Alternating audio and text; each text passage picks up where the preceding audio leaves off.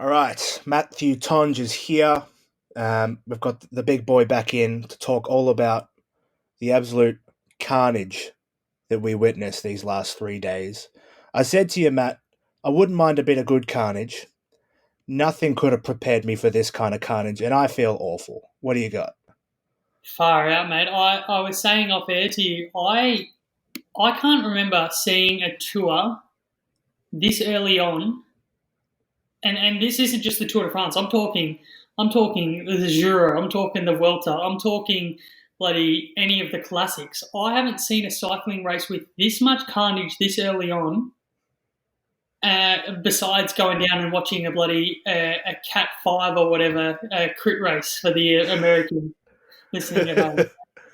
Yeah, it's been insane, and it's certainly not the carnage that we wanted to see. That's for sure. No, so I think it's a good opportunity now to come clean, and I want to make a distinction between good carnage at the tour and in any bike race and bad carnage.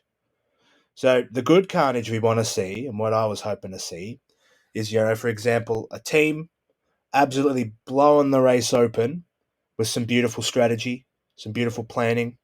Someone like Pogacar absolutely taking off in the mountains, causing damage everywhere. A bit of Alaphilippe style. He loves a bit of carnage.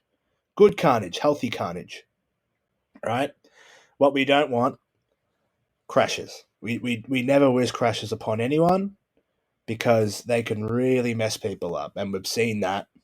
And for anyone watching the SBS coverage last night as well, it was awful but also amazing to hear how Keno and the others were shook.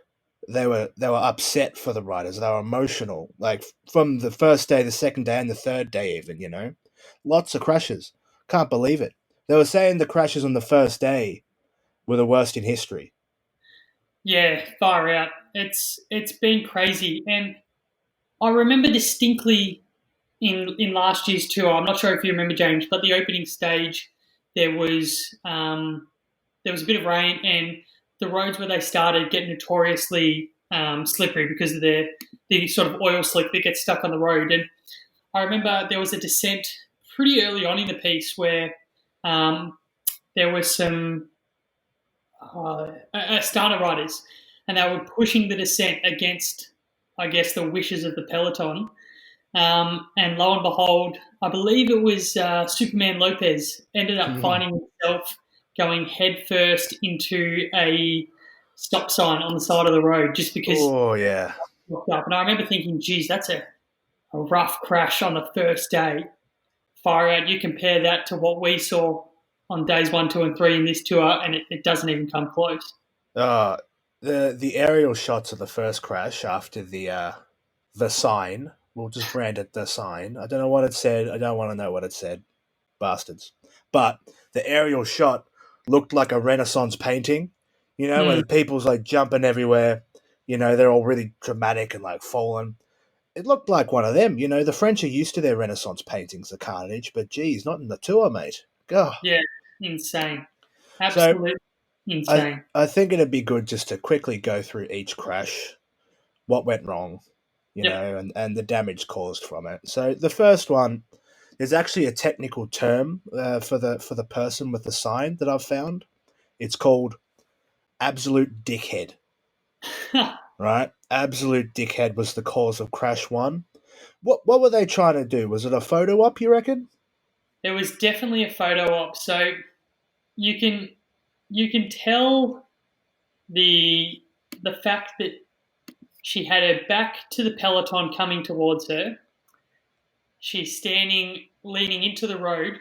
You can tell she's not from. I mean, I can tell. I think that she's not a true cycling fan, and the reason I say that is because on those type of roads where it's flat, that the peloton will take up every single millimeter of road on those flat areas. Teams will Yeah. control the front, they'll control the pace. On a climb, it's a different story because the peloton gets strung out. But there, the peloton is all together, they'll control the road. This spectator back to the peloton, leaning in, and yeah, we all know what happened next. Yeah, poor old Tony Martin cops the brunt of it. these riders would be so used to people leaning in and yelling at them, but they would expect and be used to them pulling away at the last minute. I mean, you see it in the mountains every time.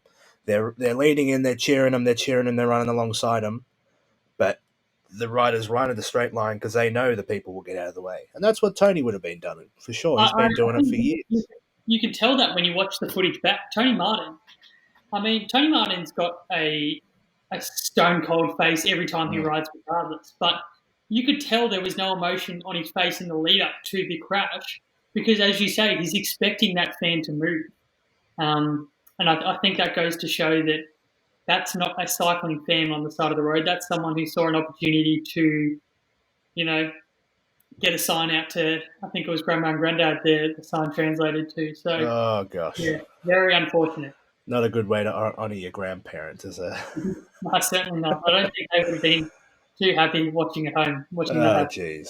So out of that first day, we had 3 withdrawals. Yep. We had Ignatius Konovalovas, excuse my pronunciation, from Groupama FDJ. We had Yasha Sutelin from Team DSM, and then Cyril Lemoyne from B&B Hotels, P&B KTM. So no big dogs, but still, you never want to see anyone withdrawn. No, and I think the withdrawals on that stage especially don't do the impact justice. So we saw majority of Team Jumbo-Visma hit the deck. Yeah. We saw multiple favourites hit the deck. We saw we saw some big dogs really take the brunt and take a fall. And I think that's important to note. That's an important footnote that we'll touch on in a second. But yeah, those falls, even though they don't lead to a withdrawal, they certainly do make a difference. I mean, you go jump on your bike and you start riding 45 k's down, if not more, down a road, and then just come off at full pelt. You might get lucky. You might not break a collarbone or an elbow or whatever, but I can guarantee that road rash and that impact, you'll feel it. You'll feel it 5 minutes after. You'll definitely feel it 5 hours after, and you'll certainly feel it 5 days after. Yeah, it puts that little seed of doubt in your mind, that little hesitancy, that while it could cost you a stage win or some time, safety always comes first, always, and it's fair enough too. So we hate to see it. We love the tour. We hate to see this.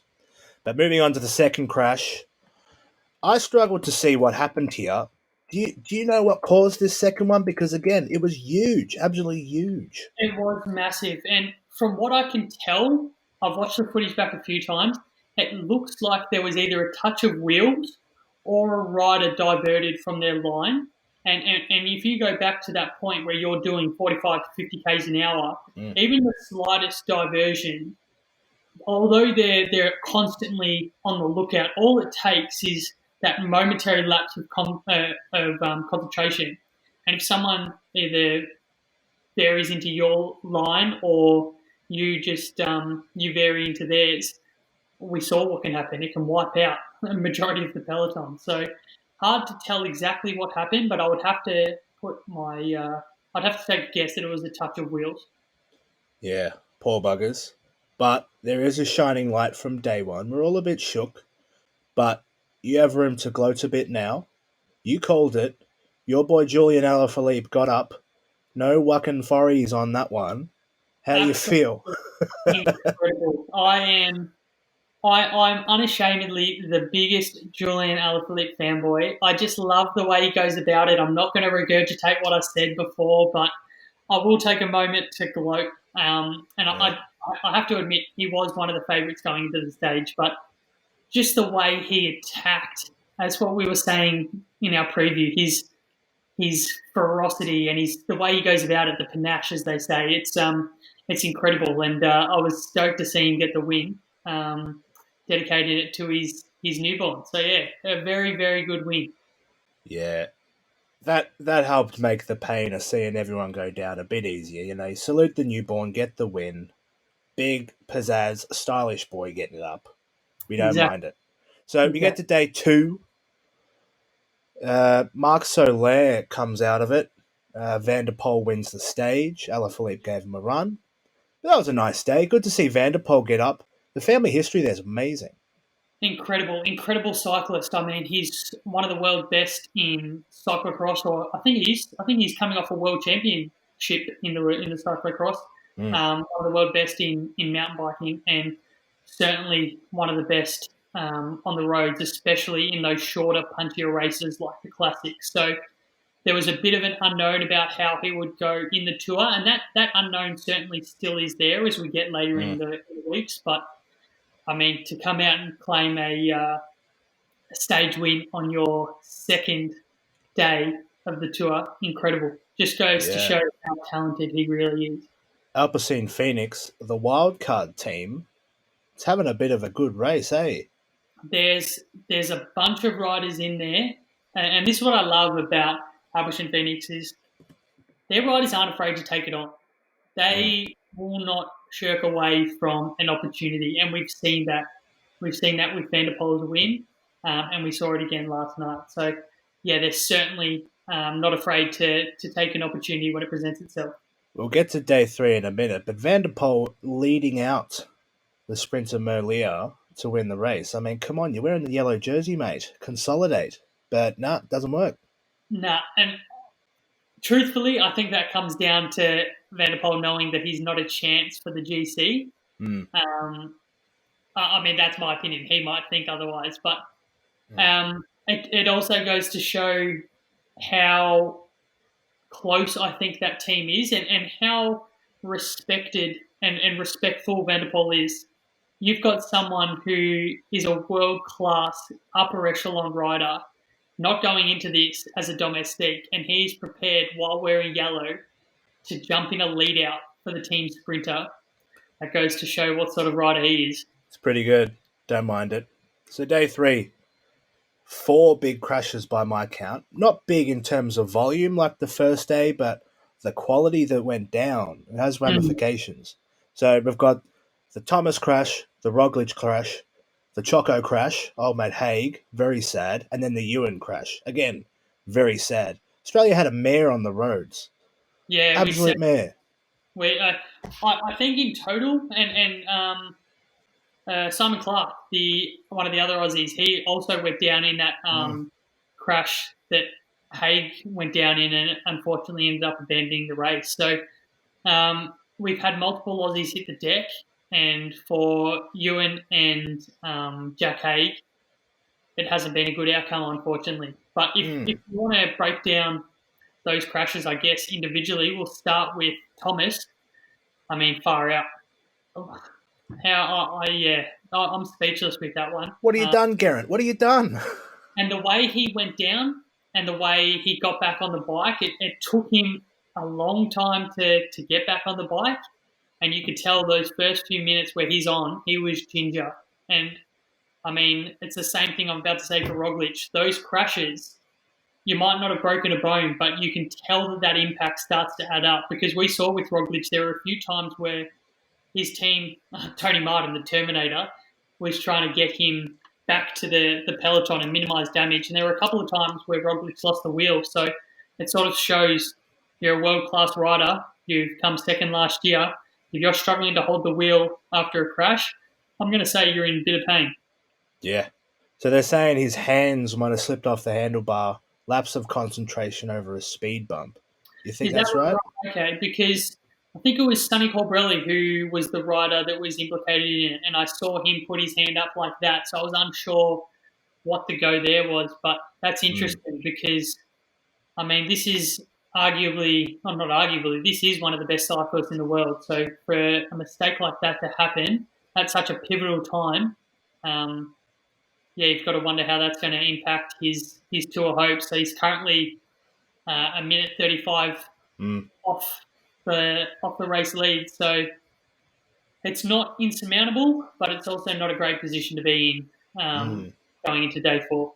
Like you touched on, the amount of time he stayed down after the crash, putting it into context, he's late 30s. He's one of the favourites for the race. He's worked years to get back up to the standard to be able to try and win this race. So every instinct in his body would be saying, get right back on the bike, keep going. Yep. For him to stay down as long as he did, that indicates that it's not a good one. And it took a while to get him even back within a minute and a half. You get the whole team going. All of Ineos Grenadiers trying to get him back up.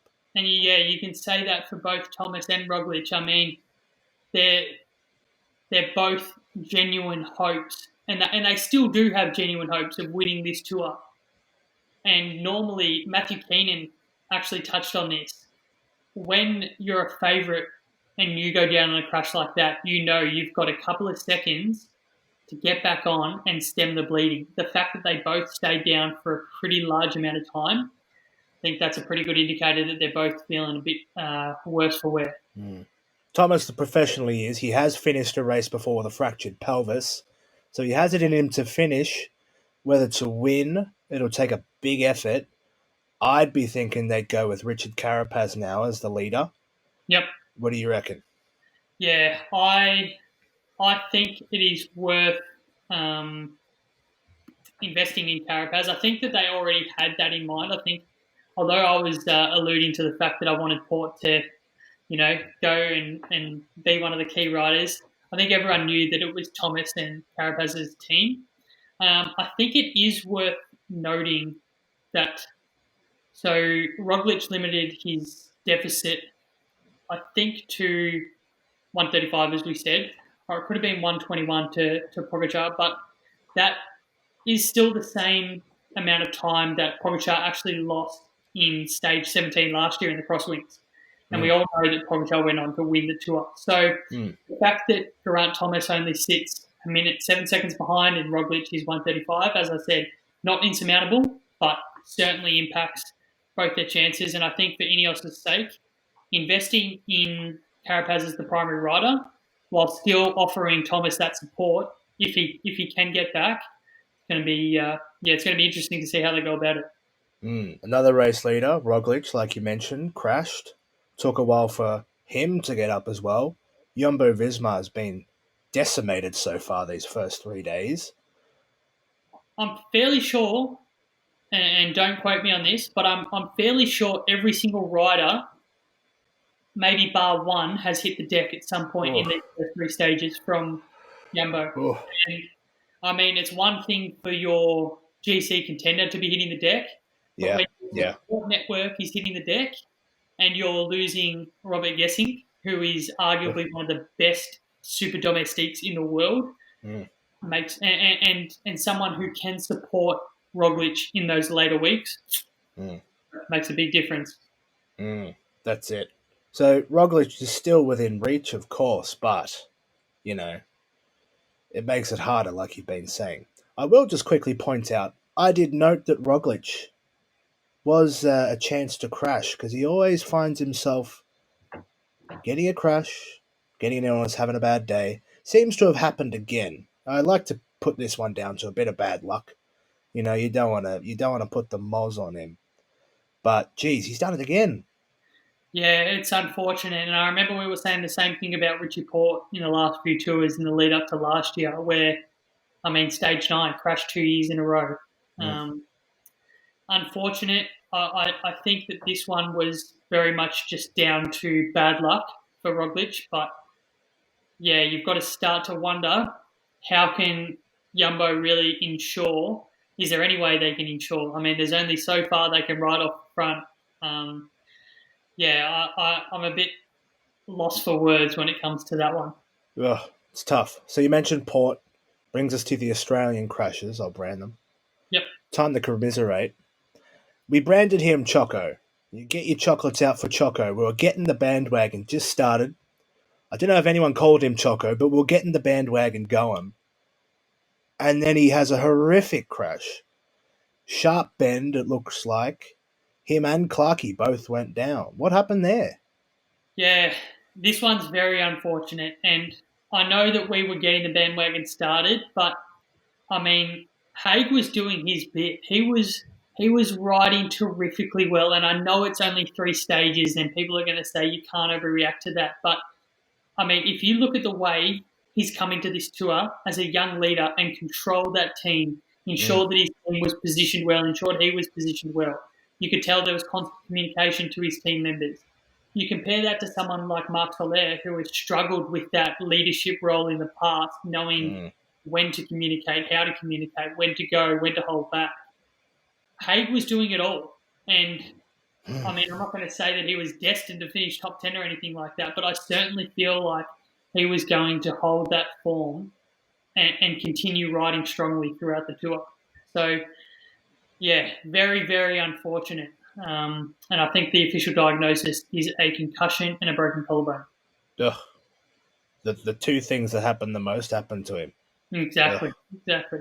Concussion and collarbone. You stay down when that happens, and he did, and it's fair enough. And I think, I mean, you watch that crash back. I don't think he could have got back on the bike even if he wanted to. So you could tell he was in some real strife.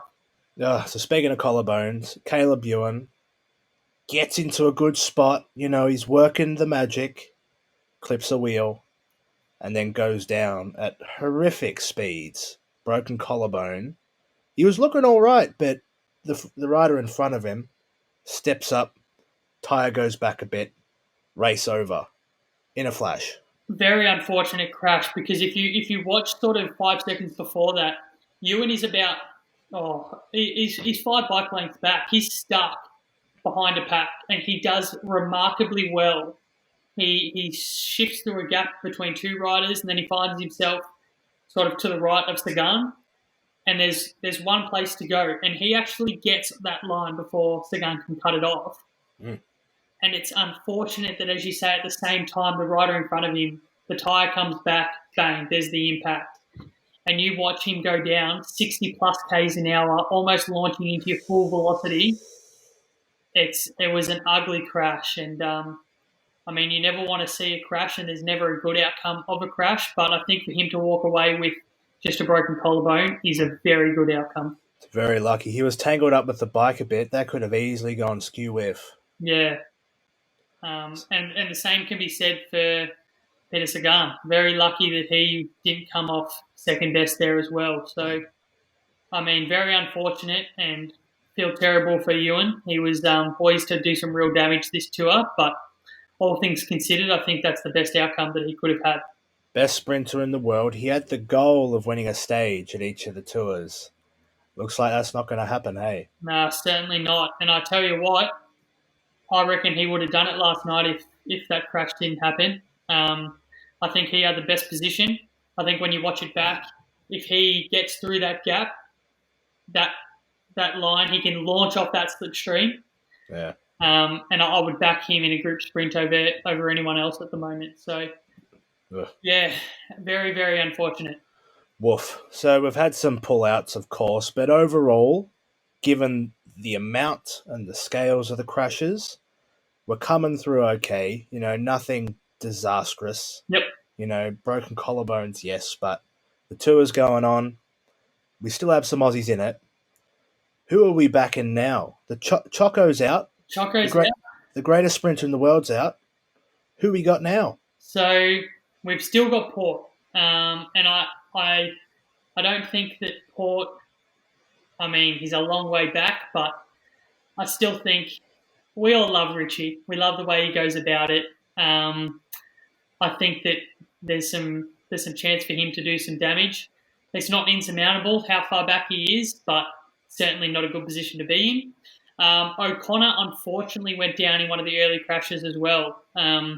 So he seems to be very much in just the consolidate mode. And then we've still got the other Aussies that we touched on. So Turbo Durbo, he's still there, one of my favourites.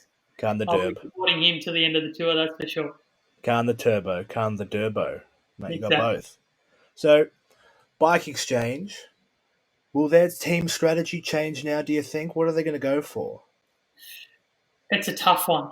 It's a very tough one. I don't think it'll change. They've still got Michael Matthews, so they're still going to be very much in a chance for stage wins.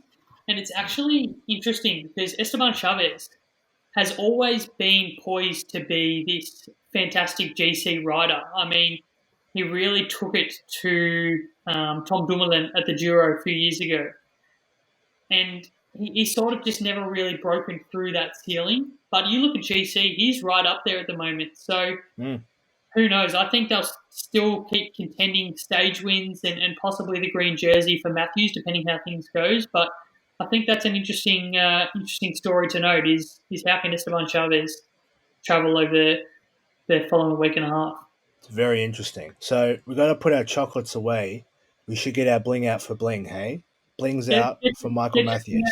I reckon there's a stage win or two, as I said in our preview. I reckon there's a stage win or two coming his way.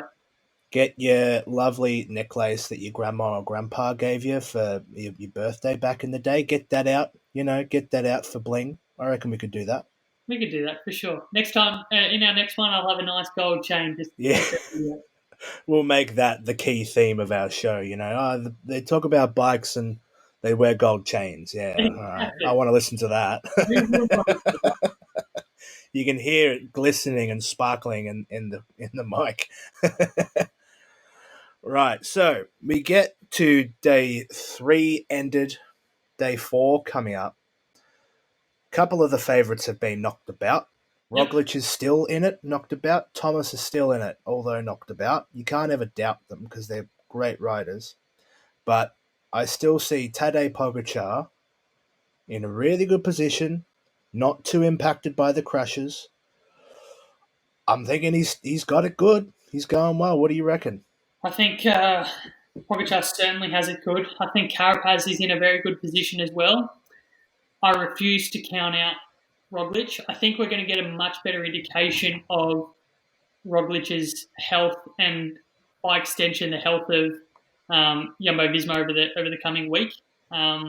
Stage 4 is a relatively calm stage, and I've actually heard rumours that there'll be a strike by the riders up until sort of the 45k mark. They'll just roll in, so that'll do wonders for Jumbo and Roglic to sort of lick their wounds a little bit and have an extra chance to recover. But yeah, over the coming week, we'll get a better indicator of where they sit. As you say, Pogačar in a very good position. So what's this strike all about? What's going on? So it's a tough one because there's been nothing confirmed as of yet. We have seen rider strikes in the past. I think it was the Giro last year. The riders went on strike over weather conditions, rightfully so. They were expected to ride in some of the worst conditions I've ever seen, just genuinely unsafe. And so this strike, I believe, is about the conditions that they've been riding through. So if you look at their profiles, last night's stage, for example, where Ewan unfortunately went down and where Jack Hay went down and so many others went down, there was a sort of a descent and then a kick back up to the finish line. At 8Ks to go, the road really narrowed at bottleneck almost. So there just seemed to be, all the riders are saying that there needed to be more planning for winning to this stage. And to be honest, I think you've got to agree with them. Yeah, stage 3. You look at the stage and you think, it's relatively straightforward. But those roads and those roundabouts and those speed bumps, these coastal towns, they're built for tourists, right? Keep the traffic slowed and in order. It's not exactly bike race territory, is it? There's very much a saying in the peloton that it is often those sprint stages where the profile looks the least dangerous that are the most dangerous, because that's how things like this happen. So, I mean, stage 4 is going to be another sprint stage. We're looking at, I believe there's a rain forecast all day with a headwind predicted for most of the day as well. A chance of breaks in crosswind if they arise. And it seems to be a much safer stage. There's a pinch point roundabout around the last K, and then it sort of kicks up about a 4% gradient over the last 250 metres-ish to the finish line. But besides that last little pinch point at the roundabout towards the end, there aren't too many technical sections. So hopefully it's a much safer finish. Yes, hope so too. So I've got Pogačar or Carapaz still on my radar for taking it all out. I reckon they're still poised pretty well considering. Yep. Who are you sticking with? Yeah, definitely going to stick with Oh, okay. I've got 3. And we know that I like Here we go. we know I like to think of the head and the heart. So my head, Pogacar. My head is also refusing to divert from Roglic. But Yep. I think I'm going to get a much better indicator of Roglic and Jumbo-Visma's condition over the coming week. My heart, my boy Julian. I don't actually think he can tend, but the thing I love about Julian is that he takes the jerseys very seriously. So, if he gets another chance to get into yellow, he's currently sitting 2nd overall, I believe. If he gets another chance to get in yellow, he will defend that till the very end until he can't ride anymore. And we saw that in the 2019 version of the Tour, where he just hung on and hung on and hung on until he had nothing left to give. So my heart lies with Julian in yellow, that's for sure. Yeah. Well, the Roglic Revenge Tour has suddenly got some more oomph to the narrative now. Definitely. The team's knocked about. Roglic has fallen off, held on to the jersey until the last moments last year. He's building up a bit of debt in that bank. I reckon he wants to cash it in. Never underestimate the Revenge Tour. I actually think, and if you ask Roglic, would you rather be on a level playing field or would you rather be a minute and a half or so back? Of course he's going to choose the level playing field. But this almost takes a little bit of pressure off his shoulders. We saw Pogacar be that minute and a minute and change back in last year's Tour. All Roglic has to do is ride smart and ensure that when that opportunity arises, as it did for Pogacar last year to wind back that time, you've just got to bloody go for it. Here we go. CARN the Rog. I wouldn't mind Roglic getting up, but I think what I want to end on is just rebranding the idea of Carnage. We had good Carnage, we had bad Carnage. The type of Carnage I want to see now is the Alaphilippe Carnage. That's what I want to see. I would love to see the Alaphilippe type of Carnage. I do not want to see any more crash Carnage, that's for sure. That's it. All right. Well, we'll make sure to get our bling out, get our Alaphilippe style Carnage going. Thanks for coming today, Matt. Oh, hang on. Go we go. I reckon he's a chance tonight. We talk about that finish, a 4% rise for the last 250 metres. I reckon the win's going to come from, if you're a betting person, don't bet on my advice, but I think it's going to come from a group of Matthews, Merlier, Philipsen, Pole, and I don't think you can look past Van der Poel at this point. So I think the win is going to come from one of those in stage 4. Here we go. That's what we want. Everybody get down to your local op shop to pick up some lovely necklaces. Get your bling out. Thanks for coming on today, Matt. Great work. What's next for the Chewing the Pod podcast? What do you got coming up? So actually recorded an episode over the weekend with one of our very good friends, James, Mr. Chris Tormey. So, yeah, very much looking forward to releasing that chat to the public. Touched on some very important stuff, so make sure you give it a listen. That's it. Find Chewing the Podcast wherever you get your good old podcasts. Thanks for coming on today, Matt. It's been a ripper. CARN the bloody bling. CARN the bling.